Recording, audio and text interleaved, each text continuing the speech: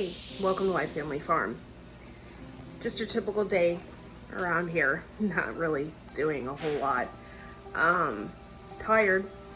My son woke up extra early, making me extremely tired. But let's go ahead and do the garden tour. And I got a lot of cool things I want to show you today. Let's go ahead and take a closer look. Starting of the garden tour, what I have here behind me is our fall crop, so I'm just going to give a little tour of that. Let me flip the camera around and show you what we have so far. Okay, this is what we're working with so far. I have the early Jersey cabbage. Look at that, every single one popped up, and it popped up in 2 days. All of this did, it's crazy. This is the cauliflower, purple cauliflower. And I also have, I've been collecting lettuce for a long time, different types of seeds. So over here I have the early white kohlrabi that has popped up. I have purple broccoli, which I'm really excited to see. I've never seen purple broccoli before, so that'd be cool. This particular one, you have to plant in the fall and then it'll pop up in the spring. So it's extremely hardy. Merlot lettuce. I have the Rocky Top lettuce, which is really cool. And then over here, we're still waiting on germination of some of these lettuces. I grew this Sanguine and Meteor lettuce before, and that's what I had in my little mini greenhouse. So I'm waiting on that, and then I'm also waiting on the Paris Island lettuce as well. So we still are waiting on those to germinate. But so far, we have pretty much 100% succession rate on all of our plants. We put about 2 seeds in every little pod. It is such a beautiful day out here today. But it's hot early, very hot. So I'm gonna do this garden tour. It is Monday. Man, as soon as you step right here, you can smell my herb garden. It's crazy. But this is what I got going on. I chopped down my chives. This is holy basil right here, so I'm waiting for that to get a little bigger. I got my cilantro right here that's going to seed, so I'm gonna save the seeds from that. I have some cilantro that I planted in a succession, and it was already too late for it. You could just tell it didn't do very good. I have this spicy hot oregano right here, and I've already harvested some of that, and I've already harvested most of my basil. Over here is my dill, and I wanted to just rip it out. However, I had a ton, and you can see it. Oh my gosh, they're so cool. Hold on, I'm gonna try and show you. See that? That is a swallowtail butterfly caterpillar, and they love dill. And I honestly didn't feel right about taking them out. So I didn't take them out, and I probably should have, but I'm just going to leave these in until the life cycle of that caterpillar, because I just feel horrible. I don't want to kill them. And they're actually, that caterpillar is getting massive. It's getting huge. And it's been known that they love dill and stuff like that, so they'll just stay on there. My zinnias over here in this huge massive pot that I got, they're doing great. I deadheaded a lot of them, chopped them up, chopped off the heads and stuff. So I did that. These are our carrots. We still have a ton of them in the ground. Ox heart and stuff like that. I think I actually had something in here digging. I'm not too happy about that. And I don't even know how, because the entire garden is really fenced in. So it's kind of Kajari melons. not doing very good. They hadn't been doing good for months. We thought that they were gonna go all the way up the trellis, which some of them did. These ones over there. And then we had one completely fall off. Told my husband about it. So we picked it up and he tried it and he said I mean, they're amazing. They're really good. But this particular season for them just wasn't good. I am over here looking at these massive okra plants. We do have, my husband hasn't been out here, so I do have some okra in here that needs to be picked off. A lot, actually. These are probably past the stage of what you'd want to eat, even. Like, check this out. This is like we can't always get in here to grab them, so. And these grow massively fast. Oh, the birds are out today. Hey guys. Over here is our massive raspberry bushes. We're gonna end up having to cut these way back. In fact, I thought these died. I'm not gonna lie, I was mad. We spent, I think, what, $50 on all these plants. In the beginning, I saved my money and I put all these raspberry bushes in here. And I was like, okay, we're gonna have raspberries, it's gonna be awesome. And we thought they'd all died. So then March came around and we had like little teeny plants.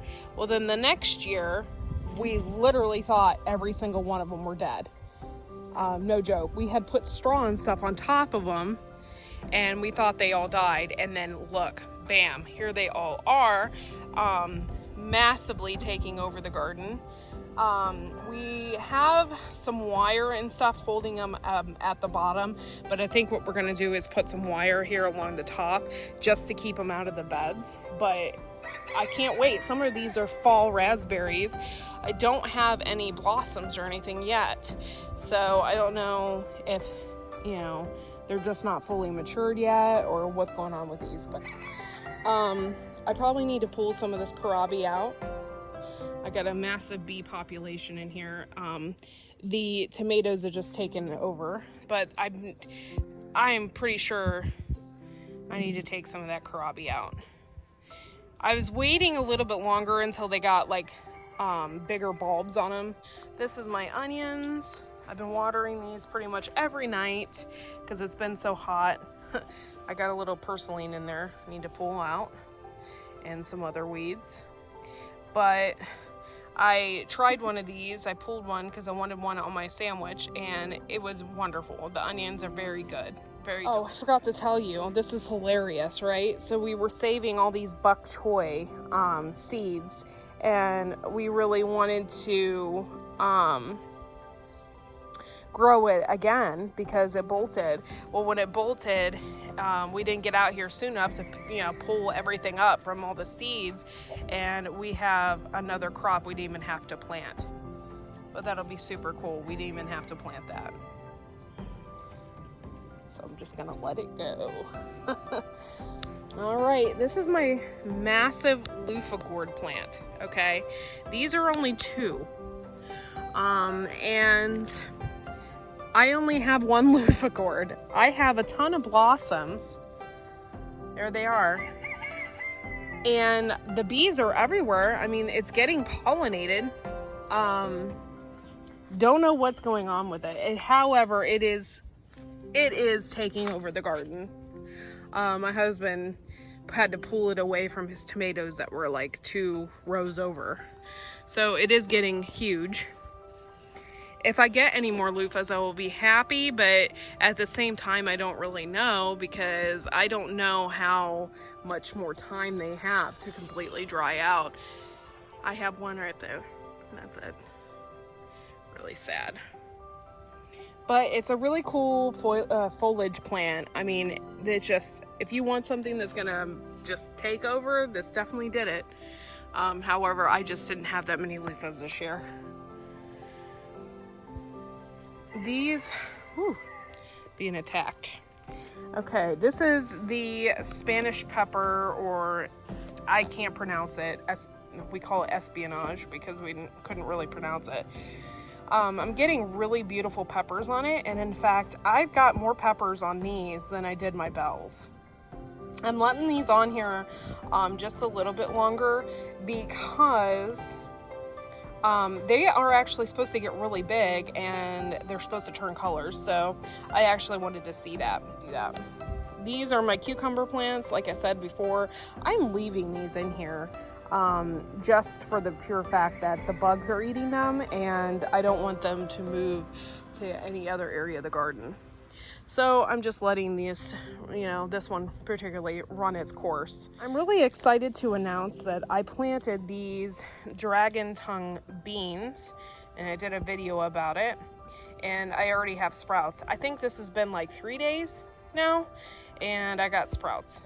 So that's exciting. Oh, I actually have more. This one popped up overnight because I looked yesterday and there wasn't one there. So that popped up overnight, and then I have 2 over here. So I have 1, 2, 3, and then 4 of them. So let's hope that they get really massive and go over this trellis, and I have really cool hanging beans from this trellis. That will be super cool. Okay, I'm not even attempting to walk in there. We have a ton of Amish paste tomatoes, and they are actually ready to harvest. Some of them are. Look at this tomato. It is so, I would say it's about the size of a baseball. I mean, just massive. And you can tell it's a meatier tomato. It's just thick. And we have a ton of these. I did it for paste. So I do want a paste tomato. Or down here, let's take a look.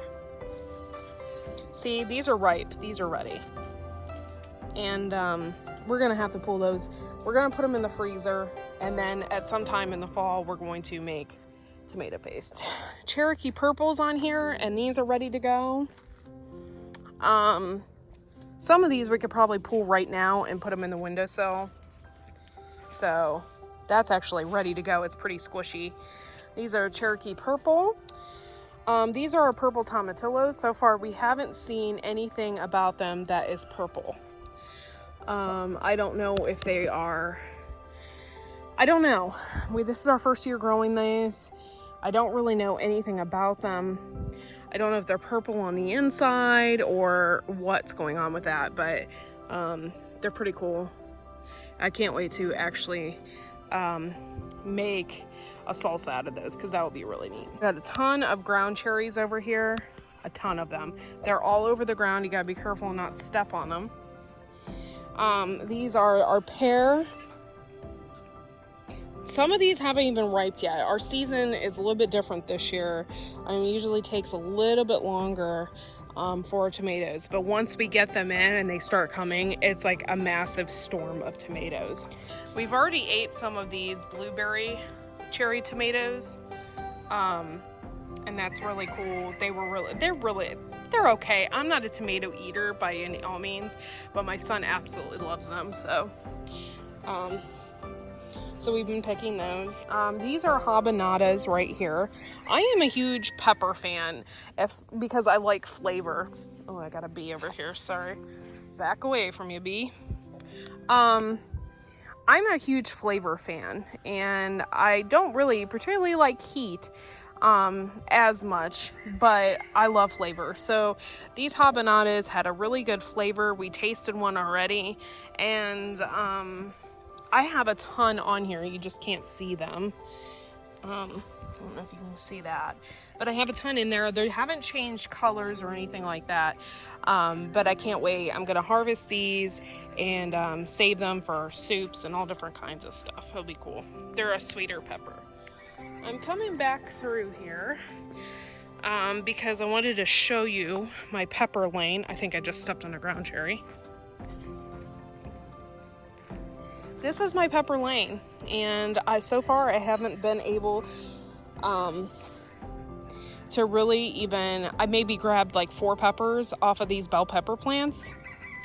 That's kind of disappointing. So I'm hoping that they get more flowers, and that if not, I think next year I'm just gonna grow a bunch of smaller type peppers so I get a bunch, because this isn't efficient. I like to use them to make stuffed peppers and all that kind of stuff, but if I can't get more than 3 peppers in a summer, then I'm just going to grow the smaller ones and use them for throughout the season for, you know, tacos and, you know, and stuff like that. I got maybe, like I said, I got like 3 off of them thus far, and I got a lot of pepper plants, so I don't understand it.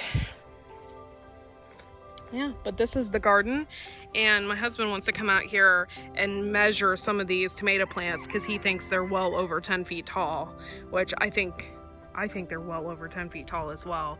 They're just absolutely massive, and each one is filled with this wonderful, you know, big old fruit on them. So I'm super excited about it. All right, guys, thanks for taking the time for this Monday's garden tour, and yeah. Make sure you like and subscribe, and we'll see you next video. Thanks, guys.